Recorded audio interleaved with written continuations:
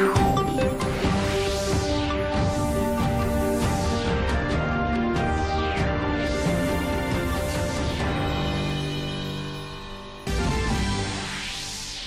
रांची समेत राज्य भर में भगवान जगन्नाथ की रथ यात्रा को लेकर श्रद्धालुओं में उल्लास का माहौल। प्रभु जगन्नाथ बड़े भाई बलभद्र और बहन सुभद्रा के साथ 9 दिनों के लिए जाएंगे मौसी बाड़ी। मुख्यमंत्री हेमंत सोरेन ने साहिबगंज जिले में विश्व स्तरीय फॉसिल्स पार्क और म्यूजियम का किया उद्घाटन। कहा, मंडरों की पहाड़ियों, पेड़ों और चट्टानों से आप जान सकते हैं धरती की उत्पत्ति का राज। रामगढ़ हजारीबाग राष्ट्रीय राजमार्ग पर एक पिकअप वैन के दुर्घटनाग्रस्त हो जाने से उस पर सवार 3 की मौत, 12 अन्य घायल।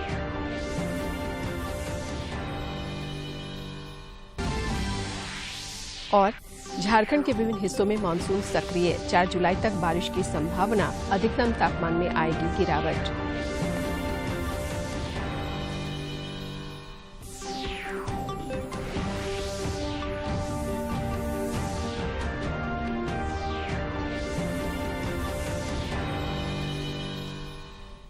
नमस्कार, खबरें झारखंड में आपका स्वागत है। मैं हूं शीला और अब समाचार विस्तार से।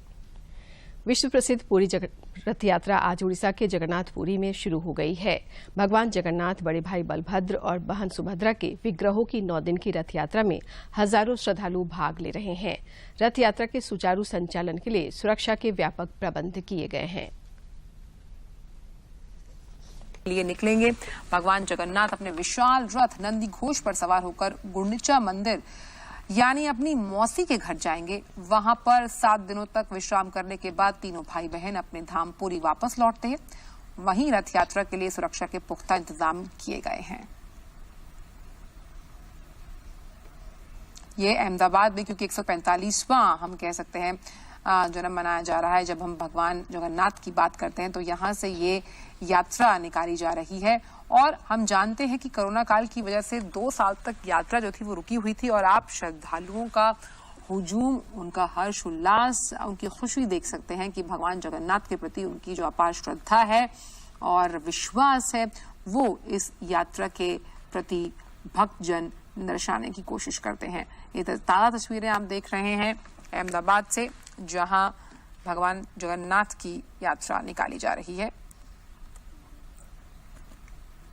और 145वीं रथ यात्रा है और हमने देखा था कि आज करीब सुबह 2 तस्वीरें हम आपको दिखा रहे हैं। ये अहमदाबाद की तस्वीरें हैं और ओडिशा की। और अगर अहमदाबाद की बात की जाए तो 145वीं रथ यात्रा निकल रही है और केंद्रीय गृह मंत्री अमित शाह ने आज सुबह करीब 4 बजे ही जगन्नाथ मंदिर में मंगला आरती की थी। और परंपरा मंगला आरती की कई सालों से चली आ रही है। हर साल जगन्नाथ रथ यात्रा धूमधाम से निकाली जाती है, जिसमें शामिल होने के लिए दुनिया के कोने कोने से लोग आते हैं। जैसा कि मैंने आपको बताया था कि 2 साल बाद रथ यात्रा का आयोजन किया जा रहा है। इधर राजधानी रांची सहित राज्य भर में रथ यात्रा को लेकर श्रद्धालुओं में भारी उत्साह देखा जा रहा है। रांची के जगन्नाथपुर मंदिर में भगवान जगन्नाथ, बड़े भाई बलभद्र और बहन सुभद्रा की पूजा अर्चना के बाद शाम में रथ यात्रा निकाली जाएगी। जगन्नाथपुर स्थित मुख्य मंदिर से मौसी बाड़ी के लिए निकाली जाने वाली रथ यात्रा में इस बार आम लोग भी शामिल हो पाएंगे। इस बार रथ यात्रा के लिए 40 फीट ऊंची रथ का निर्माण किया गया है। रथ को खींचने के लिए 101 फीट की रस्सी भी तैयार की गई है। इसी रथ पर भगवान जगन्नाथ, बहन सुभद्रा और भाई बलभद्र के साथ यात्रा पर निकलेंगे। जगन्नाथपुर में रथ यात्रा के दौरान 9 दिनों तक मेला लगता है। वहीं ऐतिहासिक जगन्नाथ रथ यात्रा को लेकर सुरक्षा के पुख्ता इंतजाम किए गए हैं। 1 जुलाई को रथ यात्रा और 10 जुलाई को घुड़ती रथ के दौरान ट्रैफिक रूट में भी बदलाव किया गया है।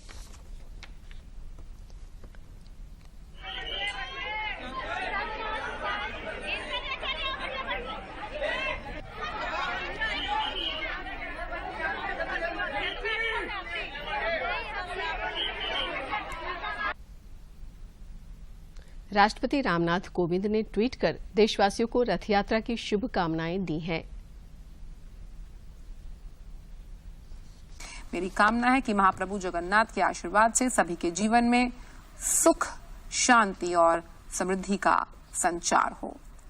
यही ट्वीट किया गया है राष्ट्रपति द्वारा। प्रधानमंत्री नरेंद्र मोदी ने भी ट्वीट कर देशवासियों को रथ यात्रा की शुभकामनाएं दी है। भगवान जगन्नाथ की रथ यात्रा पर देशवासियों को शुभकामनाएं दी। पीएम मोदी ने ट्वीट कर कहा, रथ यात्रा के विशेष दिन की बधाई। हम भगवान जगन्नाथ से उनके निरंतर आशीर्वाद की प्रार्थना करते हैं। हम सभी को बेहतर स्वास्थ्य और खुशियां मिले। इधर राज्यपाल रमेश बैस और मुख्यमंत्री हेमंत सोरेन ने भी राज्यवासियों को रथ यात्रा की शुभकामनाएं दी है। राज्यपाल ने अपने ट्वीट संदेश में कहा है कि भगवान जगन्नाथ से प्रार्थना है कि सभी के जीवन में सुख, समृद्धि एवं आरोग्य प्रदान करें। वहीं मुख्यमंत्री ने भगवान जगन्नाथ से सभी को स्वस्थ, सकुशल और सुखी रहने की कामना की है। रथ यात्रा को लेकर उड़ीसा के पुरी के समुद्र तट पर सैंड आर्टिस्ट सुदर्शन पटनायक ने 125 रेत के रथ बनाए। रेत कला संस्थान के छात्रों के साथ इन मूर्तियों को पूरा किया। पटनायक ने लोगों से रथ यात्रा के दौरान सिंगल यूज प्लास्टिक के इस्तेमाल से बचने और पर्यावरण को साफ रखने की अपील की।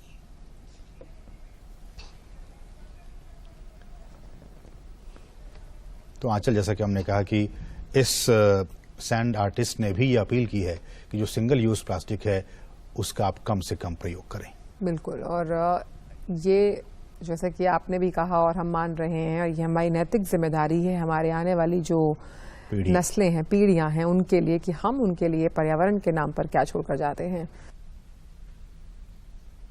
दूरदर्शन झारखंड पर पल पल की खबरों से जुड़े रहने के लिए आप हमारे social media platform Twitter, Facebook और यूट्यूब से जुड़ सकते हैं, क्योंकि खबरों से जितना बाखबर रहना जरूरी है, उससे ज्यादा जरूरी है सटीक, संतुलित और निष्पक्ष समाचार। हमारा ट्विटर हैंडल है DD न्यूज झारखंड और फेसबुक पेज है RNU DDK। आप हमें YouTube channel Jharkhand DD news पर भी देख और सुन सकते हैं। झारखंड समेत देश भर में पिछले कुछ दिनों से कोरोना संक्रमण का दायरा फिर से बढ़ता जा रहा है। देश में पिछले 24 घंटे में कोरोना वायरस संक्रमण के 17,070 नए मामले सामने आए हैं, जबकि इस दौरान 14,413 लोग स्वस्थ भी हुए हैं। दर्ज किया गया दैनिक पॉजिटिविटी रेट 3.40%। इधर झारखंड में पिछले 24 घंटे के दौरान 51 नए संक्रमितों की पुष्टि हुई, जबकि 27 कोरोना वीरों ने इस बीमारी को हराकर जिंदगी की जंग जीती है। राज्य में फिलहाल कोरोना के 308 सक्रिय मामले शेष हैं, जबकि रिकवरी रेट 98.70% है।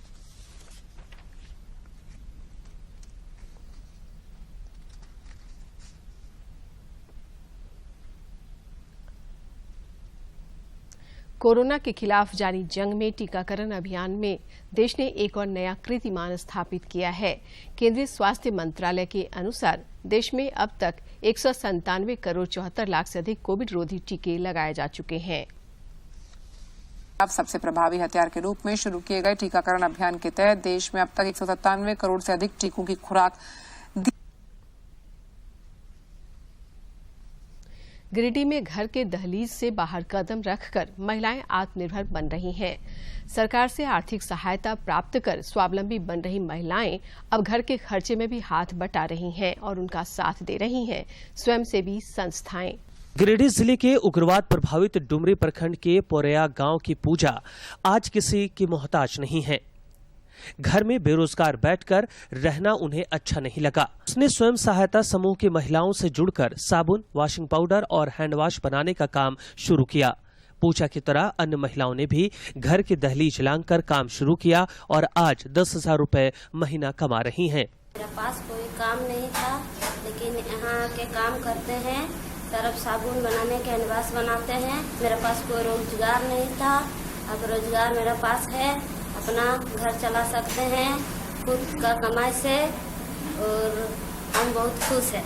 तो इतनी हो गया, मतलब अब सर्फ बना रहे हैं, साबुन बना रहे हैं, नमाज। अब मेरे पास पहले खाना का नहीं था, अब मेरा 10,000 महीना नहीं था। निमिया देवी कहती हैं कि उनके पास भी कोई काम नहीं था, घर बैठकर समय व्यतीत करती थीं। आर्थिक तंगी के कारण घर चलाने में काफी दिक्कत होती थी। जैसे ही पता चला कि झारखंड लाइवलीहुड प्रमोशन सोसाइटी महिलाओं को स्वावलंबी बनाने के लिए मदद करती है, तो उन्होंने देर नहीं की और आज वो संगठन से जुड़कर पैसे कमा रही हैं, साथ ही घर के खर्च में हाथ भी बटा रही हैं। घर में बहुत स्थिति था, बहुत गरीबी थी, उसी में हमें समूह में जुड़ी थी और समूह में जुड़ करके JSLPS में एगो काम था, उसी में हमें आ करके सरफ और साबुन और हैंड वॉश बना करके और 8-10 हजार का मदद मिल रहा है और बाल बच्चा को मतलब परिवार को अच्छा से निभा पाएंगे। सरफ में जैसे जुड़ के घर में मदद करने चाह रहे हैं तो 10,000 महीना मिल रहे हैं तो कर एएसएलपीएस के गिरिडीह प्रबंधक संजय गुप्ता का कहना है कि महिलाओं द्वारा उत्पादित उत्पाद बहुत ही अच्छे और सस्ते हैं। इस वजह से बाजार की कोई दिक्कत नहीं है। उत्पाद पलाश में बिक रहे हैं। इसकी सफलता को देखकर जिले के अन्य प्रखंडों में साबुन सर्फ बनाने की मशीन लगाई जाएगी। दिल्ली से आई टीम ने भी महिलाओं के काम को सराहा है। ब्लॉक के पोरैया गांव में एनआरएलएम के द्वारा साबुन, हैंडवॉश तथा वॉशिंग पाउडर निर्माण का कार्य किया जा रहा है। इसमें 20 दीदियां काम कर रही हैं और यह कार्य विगत 1 साल से किया जा रहा है और इनके द्वारा बनाए गए जो उत्पाद हैं वह पलाश ब्रांड के नाम से झारखंड के सभी जिलों में उपलब्ध हो रहे हैं तथा यहाँ की गाँव में भी सुगमता से उपलब्ध हो रहे हैं। सभी के हाथों में सरकारी नौकरी देना किसी भी सरकार के लिए संभव नहीं, लेकिन सरकार से आर्थिक सहायता प्राप्त कर खुद के लिए रास्ता बनाया जा सकता है और गिरिडीह की महिलाओं ने ऐसा ही कर दिखाया है। हजारीबाग जिला मुख्यालय से 10 किलोमीटर दूर बहरनपुर पहाड़ी के पास पुरातत्व विभाग को करीब 1400 वर्ष पुरानी नगरीय सभ्यता की गवाही देने वाले प्रमाण मिले हैं। भारतीय पुरातत्व सर्वेक्षण विभाग की देखरेख में यहां पिछले 1.5 साल से खुदाई कराई जा रही है। पहले चरण में यहां बौद्ध मंदिर और बौद्ध धर्म से जुड़ी कई मूर्तियां मिली थीं। हजारीबाग का ये बहरनपुर इलाका है और ये पीछे सीतागढ़ा पहाड़ है। यहाँ पर कुछ है वो बुद्धिस्ट या बुद्धिज्म का जो हम कहते हैं कुछ मूर्तियां यहाँ पर खुदाई के दौरान मिली हैं, जिसे एएसआई ने पटना में ले जाकर प्रिजर्व किया है। हमारे साथ स्थानीय मृत्युंजय जी हैं, हम उनसे जानते हैं कि किस तरह से यहाँ पर खुदाई हुई और क्या क्या चीजें मिली है। सर ये बहरनपुर गांव है तो यहाँ पे काफी पहले से टेरिकोटा का ईंटा या छोटे छोटे मूर्ति का ये मिलता था। तो गांव वाले लोग काफी पहले से सचेत थे कि भाई यहाँ कुछ है जरूर। हम लोग को भी दिखाते थे तो हम लोग भी सोचते थे कि पता नहीं यहाँ पे सचमुच कुछ होगा। फिर एएसआई को और बाकी और भी संस्थाओं को लिखा गया तो उन लोग का फिर टीम आया तो उन लोग सर्च किया तो बोला कि नहीं सो ये मोनेस्ट्री यहाँ पर बुद्धकालीन का पाल समय का मोनेस्ट्री और पाल कालीन मूर्ति यहाँ पे होना चाहिए। फिर उन लोग ने 2-3 साल पहले से खुदाई शुरू किया तो उनको 2-3 टिल्हे के खुदाई शुरू की तो उनको काफी ज्यादा मात्रा में मूर्ति और तरह तरह के पालकालीन से उस समय की चीज मिले। तो इसीलिए उन्होंने दावा किया कि नहीं ये बहुत बड़ा पुराना और बहुत बड़ा मोनेस्ट्री रहा होगा कभी बुद्ध का। फिर भी जानकार या एएसआई की टीम जब आई थी तो उन्हें क्या लगता है कि ये कितना पुराना हो सकता है और किस तरह की चीजें मिली है? यहाँ पे करीब 1200 से 1300 ईस्वी का वो लोग बताते हैं कि चीजें हैं। जैसे बर्तन के कुछ टुकड़े, मूर्तियां बहुत खूबसूरत मूर्तियां मिली हैं बुद्ध भगवान की। गर्व करने के लिए या इसे एक टूरिस्ट डेस्टिनेशन बनाने के लिए भी कोई प्रयास हो रहा है क्या? जी बिल्कुल, प्रयास तो होना चाहिए। हालांकि ये सारे मूर्तियों को अभी पटना म्यूजियम में ले जाकर वो लोगों ने रखा है, जो हम लोगों ने काफी उसका फिर विरोध भी किया था कि मूर्तियां को का नंबरिंग करके यहीं पे रहने दिया जाए, क्योंकि ये तो झारखंड का चीज है और हमारा चीज है। तो उन लोगों ने आश्वासन दिया कि नहीं ठीक है, आपके पास कोई प्रिजर्वेशन का या इस टाइप का कोई म्यूजियम अगर सरकार बनाती है या फिर गांव वाले लोग यहीं पे कुछ बनाते हैं या सरकार टूरिज्म के लिए, तो हम लोग मूर्ति को आपको वापस कर देंगे उस म्यूजियम के लिए। और एक चीज जो हमारे पीछे ये पहाड़ है, सीतागढ़ा का पहाड़ है, इसके बारे में भी कुछ एक तरह से जानकारी है कि ये किस तरह से यहाँ पे इसका डेवलपमेंट हुआ था, अंग्रेजों को कितना प्यार था इससे। ये जो हजारीबाग का पूरा इलाका जो है ना, तो ये अंग्रेज लोग का काफी पसंदीदा इलाका था। और जब कलकत्ता से उनका आर्म्स का या आर्मी का मूवमेंट जब होता था उस जमाने में, तो एक तरह से आर्मी लोग के लिए यहाँ पे रुकने का और ठहरने का बहुत अच्छा उन्होंने व्यवस्था किया था शुरू से। तो ये सीतागढ़ा का पहाड़ उनको बहुत खूबसूरत लगता था। और इसी तरह से आप देखिएगा हजारीबाग के आसपास सेंट्रल जेल हो या बहुत सारा चीज का उन्होंने निर्माण करवाया यहाँ की सुंदरता को देख करके। तो इसको माउंट ग्लूमी वो लोग बोलते थे और इस पे उन लोग का विचार था कि ऊपर में एक रिहेबिलिटेशन सेंटर बनाया जाए। जैसे कलकत्ता से नजदीक होने की वजह से वो लोग कोई ऐसा जगह खोज रहा था कि जो हिल स्टेशन के टाइप हो और रास्ता भी करीब हो, ऑन रूट हो। तो ये जीटी रोड के किनारे भी पड़ता था और ये लोग यहाँ से बगोदर से होके एक ओल्ड जीटी रोड, छोटा जीटी रोड ये लोग बनाया था आर्मी का अपना ट्रेवल करने के लिए, जो यहाँ पर देखिएगा बगोदर होते नीचे से सीधे मुगल सराय में निकलता है रोड। तो इससे ना दिल्ली का रास्ता भी शॉर्ट पड़ता था उन लोग को, करीब 150-200 किलोमीटर उस जमाने में। बहरनपुर का जो ये इलाका है, ये निश्चित तौर पर जिस तरह से खुदाई के बाद मिला है, तो हम कह सकते हैं कि ऐतिहासिक के साथ साथ इसकी एक अपनी धार्मिक मान्यता भी है। अपने सहयोगी अवधेश के साथ मैं दिवाकर कुमार, दूरदर्शन समाचार, हजारीबाग। मुख्यमंत्री हेमंत सोरेन ने साहिबगंज जिले के मंडरों में विश्व स्तरीय फॉसिल्स पार्क और फॉसिल्स म्यूजियम सह ऑडिटोरियम का उद्घाटन किया। इस दौरान श्री सोरेन ने कहा कि मंडरों की पहाड़ियों, पेड़ों और चट्टानों का इतिहास उतना ही पुराना है जितना धरती पर जीवों के आगमन काल, और शायद उससे भी पुराना। ये फॉसिल्स पार्क न सिर्फ पर्यटकों के लिए विशेष आकर्षण का केंद्र बनेगा, बल्कि भूगर्भ शास्त्रियों और विद्यार्थियों के शोध को भी नई दिशा देगा।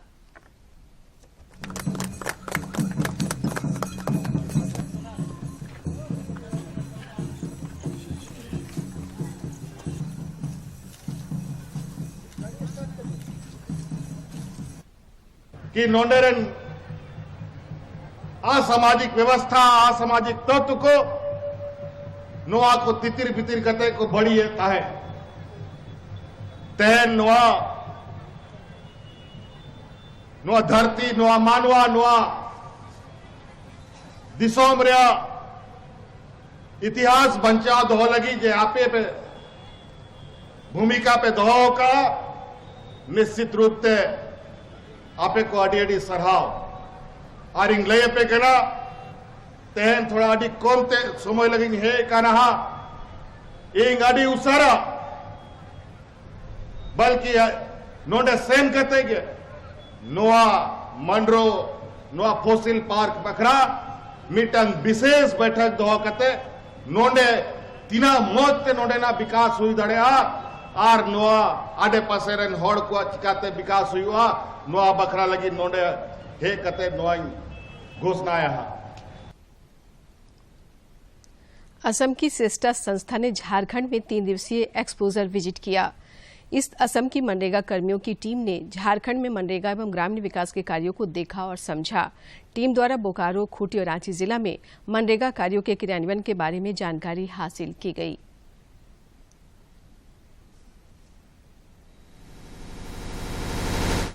मनरेगा कार्यों का किस तरह से क्रियान्वयन हो रहा है और विभिन्न हितधारक कैसे कार्य करते हैं, इसकी जानकारी असम की सिस्टा संस्था ने हासिल की। 40 सदस्यीय टीम में चिरांग जिले के 3 प्रखंडों के इंजीनियर, ग्राम रोजगार सेवक, ग्राम प्रधान, पंचायत चेयरमैन के साथ सिस्टा के 6 सदस्य शामिल थे। प्रोसेस अगर एडॉप्ट करेगा तो हम लोग का बहुत डेवलप होगा और स्पेशली हम लोग का जो गांव का जो बाइडो है या दादा है वो लोग भी जान पाएगा कि उन लोगों का जो जमीन है उस जमीन में वो लोग क्या कर सकता है इन फ्यूचर में। पहले दिन बोकारो जिले के पेटरवार और कसमार प्रखंड में मनरेगा के कार्यों के बारे में जाना। दूसरे दिन खूंटी जिले के तोरपा और गुमला जिले के कामडारा प्रखंड में मनरेगा के तहत आम बागवानी, कुआं, ट्रेंच कम बंड, तालाब, डोभा आदि विभिन्न संरचना के बारे में टीम ने जानकारी हासिल की। कामडारा प्रखंड में टीम के लोगों को मनरेगा के प्लानिंग प्रोसेस को मानचित्र के माध्यम से समझाया गया। टीम ने खूंटी जिले के उप विकास आयुक्त के साथ भी मनरेगा कार्यों के मॉनिटरिंग सिस्टम के क्रियान्वयन के संबंध में चर्चा की। देखने को मिला है एक्चुअली एक्सेप्टेशन तो वही था कि कुछ हुआ है तो उसको देखना है और उसको हम लोगों का जो असम में उसको इम्प्लीमेंट कैसे करना है उसको लेके आए थे हम लोगों का जो एक्सेप्टेशन था। तीसरे और अंतिम दिन सप्तऋषि सेवा भवन तुपुदाना रांची में बैठक कर पिछले 2 दिनों का अनुभवों को साझा किया गया एवं उनके द्वारा झारखंड के कार्यों को काफी सराहा गया। टीम ने विशेष रूप से एक्टिव महिला समूहों को धन्यवाद दिया जिन्होंने काफी ऊर्जा के साथ कार्यों को अंजाम दिया है। असम की टीम हुसीर और दियाकेल पंचायत के कई गांवों में बड़े पैमाने पर मनरेगा के माध्यम से आम बागवानी से काफी प्रभावित हुई। खूंटी से ज्योत्सना की रिपोर्ट। संसद का मानसून सत्र 18 जुलाई से शुरू होगा जो 12 अगस्त तक चलेगा। के लिए मतदान भी 18 जुलाई को होगा। मतों की गिनती 21 जुलाई को होगी।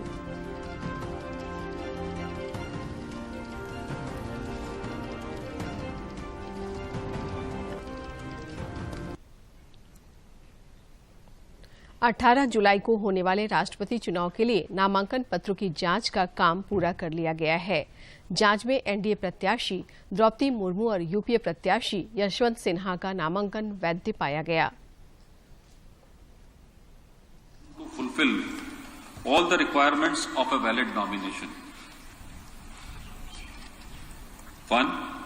Shrimati Draupadi Murmu, serial number of the nomination paper 29, 30, 31 and 32. Her address is Baidaposi, Ward number 2, Rairangpur, District Mayurbhanj, Odisha. 2. Shri Yashwant Sinha, serial number of nomination paper 39, 40, 41, 42. His address is 228 Sector 15A, Noida, Uttar Pradesh. A statement in this regard has been affixed on the notice board. Jharkhand academic council द्वारा संचालित inter कला और वाणिज्य संकाय का परीक्षाफल घोषित कर दिया गया है। इस रिजल्ट से अब तक के रिकॉर्ड टूट गए हैं। शिक्षा मंत्री जगन्नाथ महतो ने रिजल्ट जारी करने के बाद मुख्यमंत्री हेमंत सोरेन से मुलाकात की। मुख्यमंत्री ने इसके लिए शिक्षा मंत्री जगन्नाथ महतो को बधाई और शुभकामनाएं दी। मौके पर मुख्यमंत्री ने कहा कि राज्य में शिक्षा व्यवस्था को और बेहतर बनाने के लिए सरकार कृत संकल्पित है। श्री सोरेन ने परीक्षा में सफल सभी छात्र छात्राओं के उज्जवल भविष्य की शुभकामनाएं और बधाई दी। केंद्रीय वित्त मंत्री निर्मला सीतारमण आज नई दिल्ली में 5वें जीएसटी दिवस पर आयोजित कार्यक्रम का उद्घाटन करेंगी। समारोह की अध्यक्षता केंद्रीय वित्त राज्य मंत्री पंकज चौधरी, राजस्व सचिव, सीबीआईसी अध्यक्ष और जीएसटी परिषद के सदस्य भी करेंगे। 5वें जीएसटी दिवस समारोह का उद्घाटन करेंगी। 5वें जीएसटी दिवस समारोह में जीएसटी एट 5 पुस्तिका के विमोचन के अलावा पिछले 5 वर्षों में विभिन्न स्तरों पर जीएसटी के प्रभाव पर व्यापक प्रस्तुतियां भी देखी जाएंगी। देश में जीएसटी लागू होने से क्षेत्रीय असंतुलन, अंतर्राज्यीय अवरोध खत्म हुए हैं, वहीं पारदर्शिता और कुल राजस्व संग्रह में तेजी भी हुई है। कार्यक्रम में वित्त मंत्री के साथ साथ केंद्रीय वित्त प्रखंड के नवनिर्वाचित पंचायत प्रतिनिधियों का स्वागत सह अभिविन्यास कार्यशाला का आयोजन किया गया, जिसमें प्रखंड के प्रमुख, उप प्रमुख एवं 9 पंचायत के मुखिया, उप मुखिया, पंचायत समिति के सदस्य शामिल हुए। कार्यक्रम का मुख्य उद्देश्य पंचायत के नवनिर्वाचित प्रतिनिधि और प्रदान संस्था गांव के विकास के लिए एक मंच पर आए और एक साथ समान सोच के साथ गांव, पंचायत एवं प्रखंड के विकास में अपनी भागीदारी निभाए। सिंगल यूज प्लास्टिक यानी एक बार उपयोग में आने वाले प्लास्टिक पर प्रतिबंध आज से देश भर में लागू हो गया है। आज से सिंगल यूज प्लास्टिक वस्तु के उत्पादन, आयात, भंडारण, वितरण, बिक्री एवं उपयोग पर पाबंदी रहेगी। यूनाइटेड नेशन एनवायरमेंट असेंबली जो 19 में हुआ था, उसके बाद 21 में भी हुआ था, वहां पे भी भारत ने कहा है कि माफ कीजिए 19 और 22 में दोनों में भारत ने कहा कि हम लोग ये जो सिंगल यूज प्लास्टिक को हटाना चाहते हैं, क्योंकि इससे देखिए सबसे बड़ी बात तो है कि ये जो प्लास्टिक अपने आप में इसको ये बायोडिग्रेडेबल नहीं है, इसको वातावरण में इसको नेचुरली डिग्रेडेबल नहीं है, तो ये डिग्रेड होने में कम से कम 1000 साल के ऊपर लग जाता है और कभी कभार वो फिर भी नहीं हो पाता है। तो जब ऐसा सिस्टम होता है और उसके बाद अगर ये आपके शरीर में, आपके फूड चेन में प्रवेश कर जाए, तो आप समझ सकते हैं कि कितना बड़ा ये दिक्कत हो सकता है पूरे सिस्टम में। तो उसी से निजात पाने के लिए एक बहुत भारी मात्रा में एक ये संकल्प लिया गया है। और ये जो रूल है, देखिए हमारे देश में हम जानते हैं कि रूल्स बहुत सारे बनते हैं, लेकिन उनकी इम्प्लीमेंटेशन में हमेशा से दिक्कत आई है। आंचल और असीम आप दोनों जानते हैं कि हमेशा से ये दिक्कत देश में देखी गई है, लेकिन इस बार स्टेट गवर्नमेंट, सेंट्रल गवर्नमेंट्स और जो जितने भी स्टेक होल्डर्स हैं, हम सब ने कमर कस ली है कि जैसे भी हो ये जो रूल है जिसकी जो शुरुआत की गई है, एक जैसे कहते हैं ना छोटी सी शुरुआत एक बड़े काम के लिए। अभी 19 जो प्रोडक्ट है उनको बैन किया गया है, तो उसके लिए एक टीम बनाई गई है। इधर झारखंड में भी आज से सिंगल यूज प्लास्टिक पर प्रतिबंध लागू हो गया है। अब सिंगल यूज प्लास्टिक के इस्तेमाल, बिक्री और भंडारण करने वालों के खिलाफ कार्रवाई करते हुए उनसे जुर्माना वसूला जाएगा। रांची नगर निगम की ओर से भी सिंगल यूज प्लास्टिक पर प्रतिबंध को लेकर विशेष अभियान चलाया जाएगा। इन उत्पादों में प्लास्टिक स्टिक युक्त ईयरबड्स, प्लास्टिक की डंडियां, प्लास्टिक के झंडे, कैंडी स्टिक, आइसक्रीम की डंडी, थर्मोकोल की सजावटी सामग्री, प्लेट, कप, गिलास, चम्मच, चाकू और ट्रे शामिल हैं। रामगढ़ जिले में कुज्जू थाना क्षेत्र के दिगवार फ्लाईओवर के पास एक पिकअप वैन के दुर्घटनाग्रस्त हो जाने से 15 लोग घायल हो गए। बाद में सभी को रामगढ़ सदर अस्पताल में भर्ती कराया गया, जहां डॉक्टरों ने 3 लोगों को मृत घोषित कर दिया। पिकअप वैन पर सवार सभी लोग बाजार से देर शाम वापस लौट रहे थे। घायलों में 4 की स्थिति गंभीर बताई गई है। उन्हें इलाज के लिए रिम्स में भर्ती कराया गया है। भाकपा माओवादियों द्वारा शहीद सप्ताह मनाया जा रहा है। शहीद सप्ताह को लेकर नक्सल प्रभावित इलाकों में पुलिस ने अपनी सक्रियता बढ़ा दी है। बुंडू, तमाड़, तैमारा घाटी, दशम फॉल इलाके समेत अन्य संवेदनशील इलाकों में खूंटी पुलिस अलर्ट मोड पर काम कर रही है। झारखंड में पूर्वी पश्चिमी टर्फ लाइन के असर से आने वाले 3 दिन तक कुछ जगहों पर भारी और कई अन्य इलाकों में हल्की बारिश के आसार हैं। रांची स्थित मौसम विज्ञान विभाग के वैज्ञानिक अभिषेक आनंद ने बताया कि रांची में भी हल्के दर्जे की बारिश हो सकती है। इस दौरान कुछ स्थानों पर गरज के साथ वज्रपात होने की भी संभावना है। इनरव्हील क्लब रांची के तत्वावधान में आज जरूरतमंदों के बीच सैनिटाइजर, भोजन और पानी का वितरण किया गया। इस मौके पर मेकन अस्पताल के पूर्व chief medical officer S K Mishra बतौर मुख्य अतिथि मौजूद थे। इस दौरान उन्होंने बच्चों को हाथ धोने के महत्व की जानकारी दी। के लिए और फिर तुम लोग यहाँ से अच्छे से कुछ healthy food. Doctor BC Roy बहुत महान डॉक्टर थे, तो उनकी याद में हम लोग डॉक्टर्स के बनाते हैं। और ये आमतौर पर डॉक्टरों के लिए याद दिलाने का काम करता है कि हम समाज के लिए कितने उपयोगी हैं, कितना काम करते हैं। लोगों को स्वस्थ रखना हम लोगों का काम है। तो ये लोगों की भावना है, लोग चाहते हैं